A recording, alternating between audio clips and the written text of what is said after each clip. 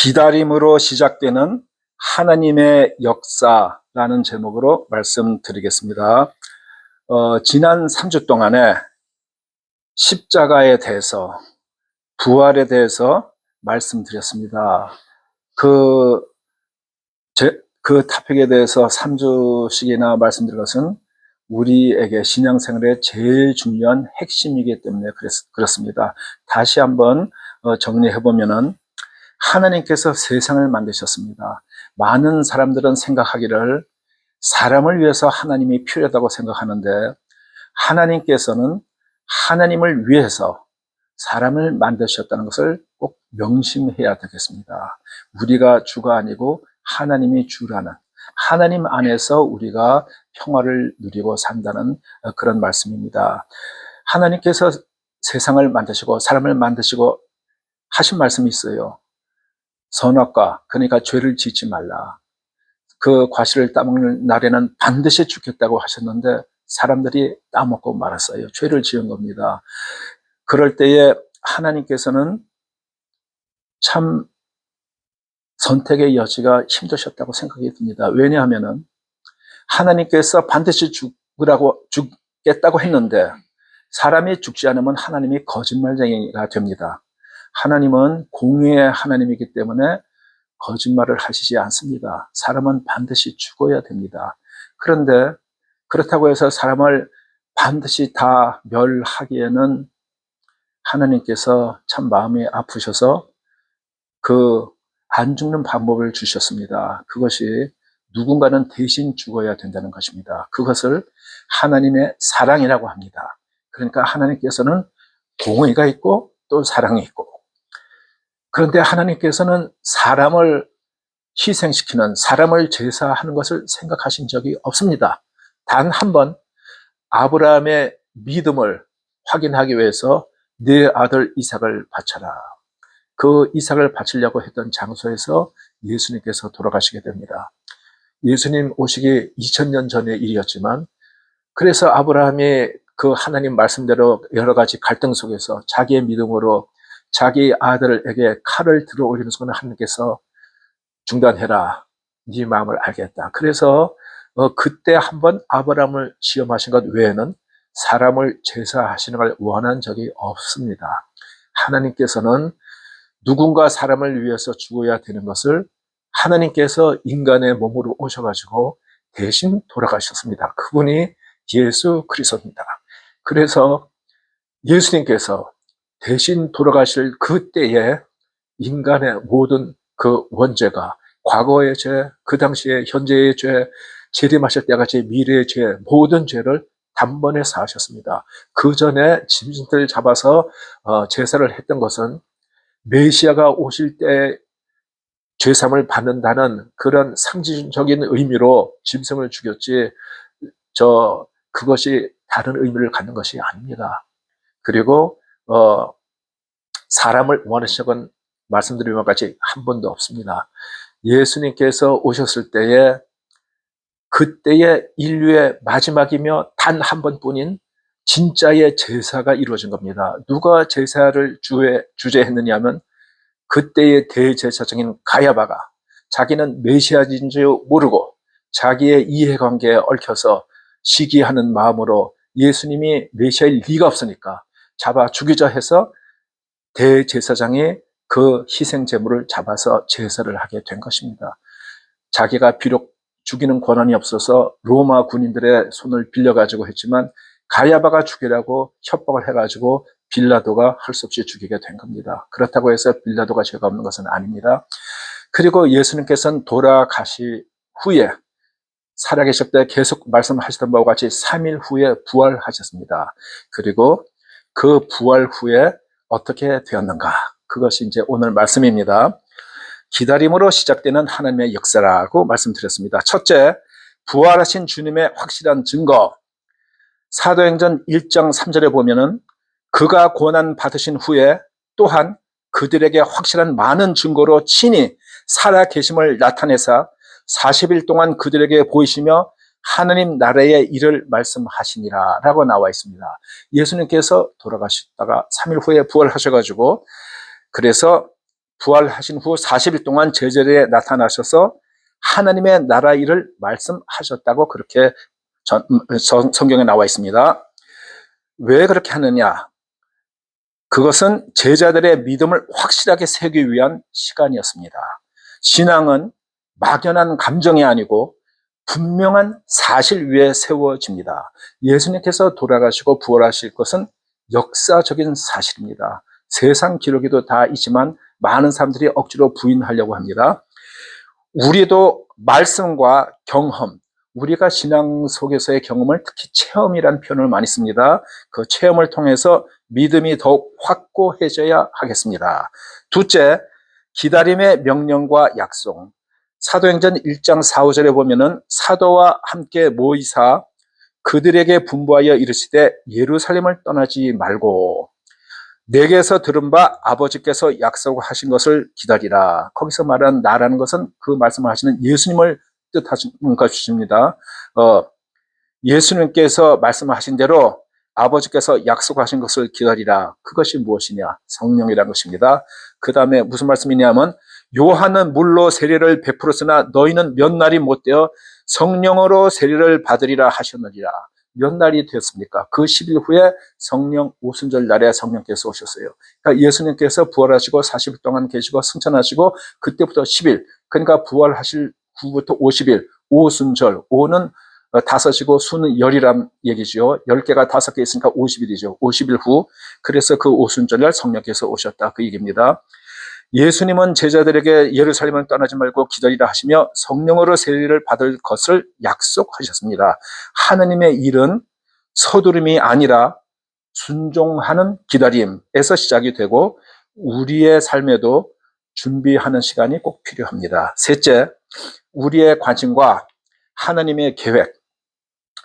사도행전 1장 6절에 그들이 모였을 때 예수께 여쭈어 이르되 주께서 이스라엘 나라를 회복하심이 이때니까 하니 8절에 오직 성령이 너희에게 임하시면 너희가 권능을 받고 예루살렘과 온 유대와 사마리아와 땅끝까지 이르러 내 증인이 되리라 하시니라. 이 제자들은 나라를 회복할 때, 이스라엘을 회복할 때를 묻지만 예수님께서는 그런 시기보다는 성령을 믿고 증인이 되는 것, 완전히 다른 것을 말씀하셨습니다. 그러니까 사람의 관심사, 사람의 생각과 하나님의 계획이 다를 때가 많이 있다는 것을 여기서 보여주고 있습니다. 우리는 결과와 타이밍에 집착하지만 하나님은 우리의 사명과 역할에 집중하십니다.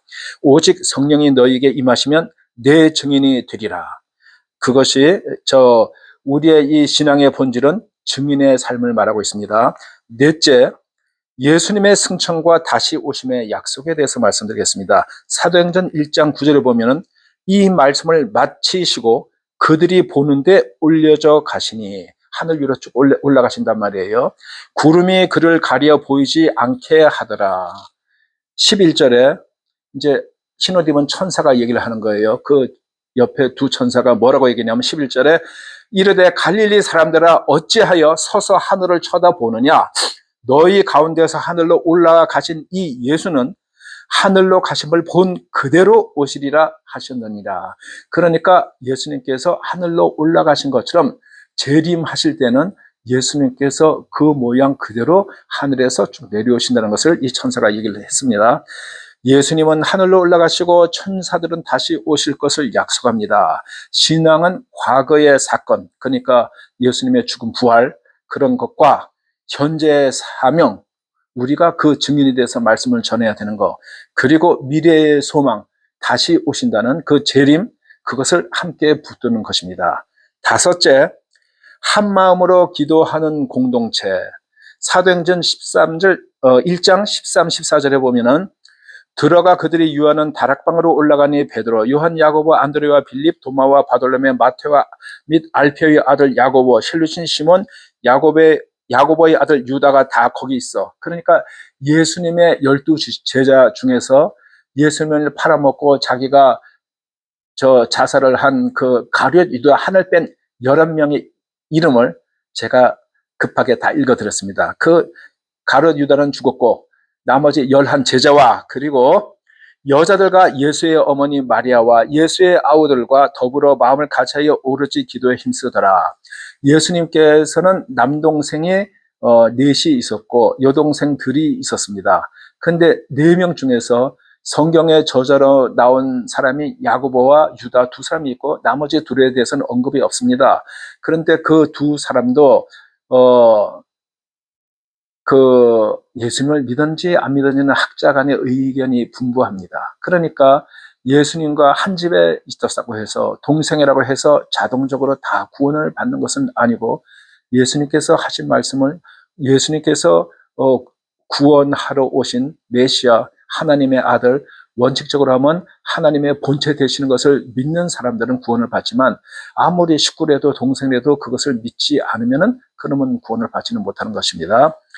자, 제자들은 예루살렘으로 돌아와 한마음으로 기도에 힘씁니다. 성령의 역사는 개인이 아니라 공동체 안에서 준비됩니다. 기도는 하나님의 역사를 여는 문입니다. 6째, 공동체의 회복과 준비. 사도행전 1장 22절을 보시면은 항상 우리와 함께 다니던 사람 중에 하나를 세워 우리와 더불어 예수께서 부활하심을 증언할 사람이 되게 하여야 하리라 하거늘. 또 24절에서 26절까지 그들이 기도하여 이르되 뭇 사람의 마음을 아시는 주여, 이 2사람 중에 누가 주님께 택한 바 되어 봉사와 및 사도의 직무를 대신할 자인지를 보이옵소서. 유다는 이 직무를 버리고 제 곳으로 갔나이다 하고 제비를 뽑아 마띠아를 얻으니 그가 11사도 속에 들어가니라. 그러니까 예수님의 12제자 중에서 가룟 유다가 배반하고 죽고 없어졌으니까 한 사람을 대신하자. 근데 그 사람이 아무나가 아니고 세례 요한이 세례 줄 때부터 예수님께서 쭉 사역하셔가지고 한때까지 함께 하던 자 중에서 여기서 우리가 추측을 할 수 있는 것은 예수님께서 12제자를 특별히 뽑아서 그 제자들과 함께 다니시고 한 것을 우리가 많이 볼 수가 있지만 예수님의 12제자 외에도 그 주위에 또 다른 제자들이 있었다. 이런 것을 우리가 알 수가 있습니다. 그 중에서 한 명을 뽑자. 그래서 요셉이라는 사람하고 마띠아라는 사람을 놓고 기도를 한 것이 제가 읽어드린 24절에서 26절까지의 말씀입니다. 그래가지고 그 성령께 누구냐 이렇게 구하여서 그래서 이 마띠아를 얻었다. 그러니까 여기에서 요셉이라는 사람은 좀 실망을 했을지 모르겠습니다. 그러나 세상에서는 선거에 뭐 국회의원 선거다, 대통령 선거다 나가가지고 최선을 다해서 하다가 안 되면 실망이 이루 말할 수가 없지만 교회에서 하나님의 일에 봉사할 때는 내가 할 마음이 있었지만 나보다 나은 사람이 하면 그걸로 또 기뻐해야 되는 일일 줄 압니다. 이것은 출세를 하기 위한 것도 아니고 다른 것도 아니고 하나님 일을 누군가는 해야 되는, 하나님께서 일하실 때 사람을 통해서 일을 해야 되는데 그 일을 하기 위해서 했는데 내가 쓰임을 받는 것도 좋지만 나보다는 다른 사람이 더 적합해서 그 사람이 쓰임을 받았다 하면 축하해 줘야 될 일일 줄 압니다. 우리가 나이가 들어가면서 하나님을 잘 믿는 사람들이 인생을 돌이켜 볼 때 내가 참 먹고 사느라고 열심히 살았는데 하나님을 위해서 한 게 생각이 안 나고 이러면 좀 불안할 때가 많이 있어요. 그래서 내가 하나님을 일을 하겠다고 나서고 저거 하다 보면은 그 중에서 꼭 좋은 일만 일어나는 것이 아니고 이제 이렇게 좀 사고를 치는 그런 사람들도 많이 볼 수가 있어요. 하나님의 일이라는 것은 하나님께서 필요하실 때 하나님께서 쓰시는 겁니다. 내 마음대로가 아니고 하나님의 방식대로. 하나님께서 계획하지 않으셔서 내가 쓰임을 받지 않았다면은 뭐 그것도 하나님께서 안 부르셨으니까 그럴 것도 그냥 괜찮다고 생각합니다. 그런데 문제는 하나님께도 시키지 않은 일을 내가 나가서 사고를 막 치면은 그거는 큰 문제가 될 줄 압니다. 교회에서도 이상적인 교회는 세상에 없을 것 같습니다. 세상에 사람들이 모이는 곳에는 우리가 교회를 갖다가 성도들의 모임이라고 다들 그렇게 생각을 합니다. 그러나 실제로 우리가 생활할 때 보면 성도들의 모임이라기보다는 죄인들의 모임이라고 느낄 때가 많이 있습니다. 죄인들의 모임. 그것을 두 가지를 우리가 다 기억을 하고 살아야 될 줄 압니다. 왜 성도들의 모임이냐 하면은 하나님을 믿는 사람, 예수님께서 죄를 다 사셨기 때문에 이론상으로는 죄가 없는 삶을 받은 사람. 그런데 실제 교회는 알 것과 가라지가 다 섞여 있습니다. 봐서 알 수가 없어요. 그 중에서 믿는 것 같이 보이지만 믿지 않는 사람도 있고 합니다. 그래서 옛날에도 교회에 대해서 남들이 빈정대는 말들 기억이 납니다. 눈 감으라 하고서 신발 훔쳐가더라. 그러니까 기도 시간에 이렇게 신발을 갖다가 훔쳐가고 그런 거. 저도 그런 거 겪은 일이 있습니다.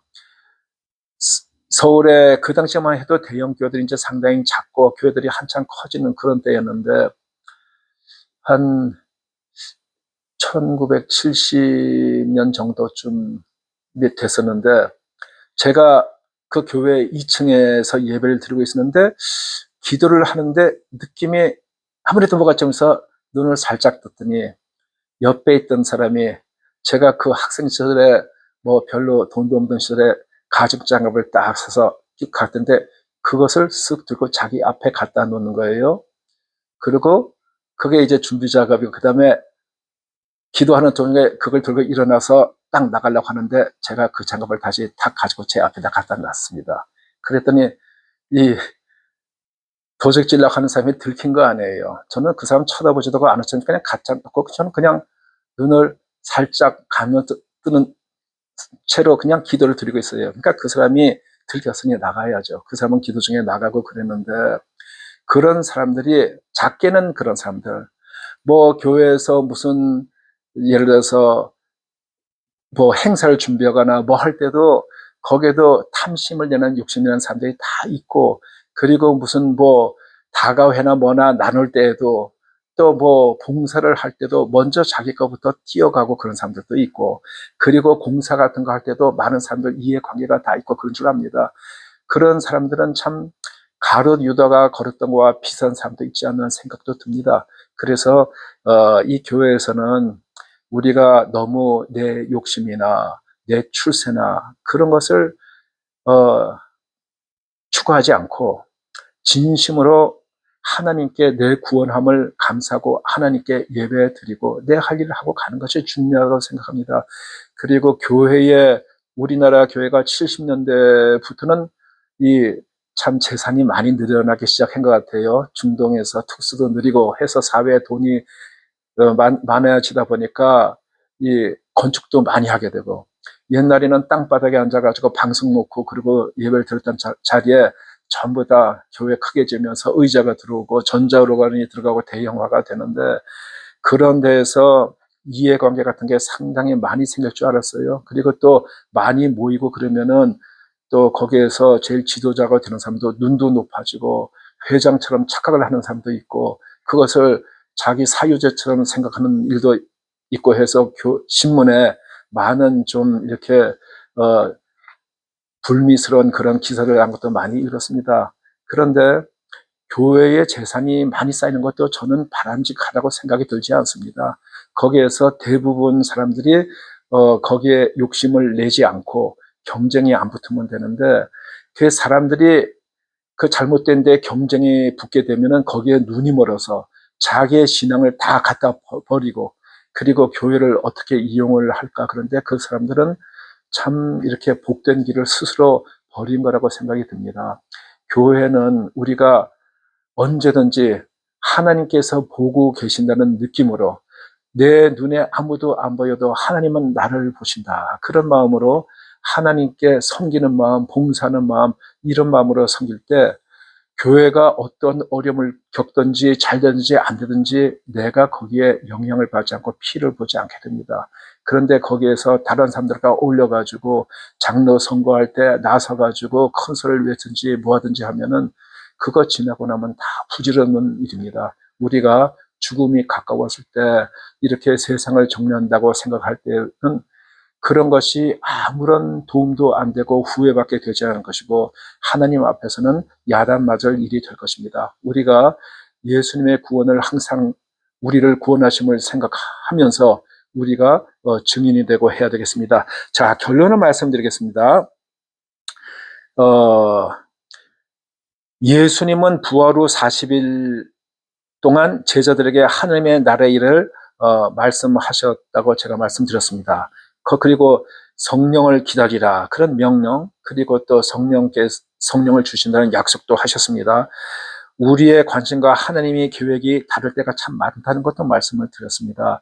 여기에서 예수님께서 돌아가신 때 그때 죄를 다 갚았기 때문에 역사적으로 완전히 변화가 이루어집니다. 그때부터는 그 당시에 유대에 살던 사람들, 제자들은 이스라엘의 회복을 관심을 가졌지만 하나님께서는 이 세상의 모든 사람에게 복음이 전파되는 것, 예수님께서 죄를 대속하셨던 것을 다 전파하고 그것을 믿는 사람들에게 구원을 주시겠다고 그것을 말씀드렸습니다. 우리는 예수님의 명령대로 한마음으로 기도하는 공동체, 그리고 또 가룟 유다 대신 맏대를 뽑아서 저 공동체의 회복과 준비를 한 것처럼 우리도 그렇게 공동체를 정비하고 해야 되겠습니다. 하나님의 일은 질서와 준비 속에서 이루어집니다. 그리고 사명은 계속 이어져야 하겠습니다. 우리는 종종 빨리 무엇인가 하려고 하지만 하나님은 먼저 준비시키십니다. 첫째, 나는 하나님의 때를 기다리고 있는가 아니면 조급해하고 있는가.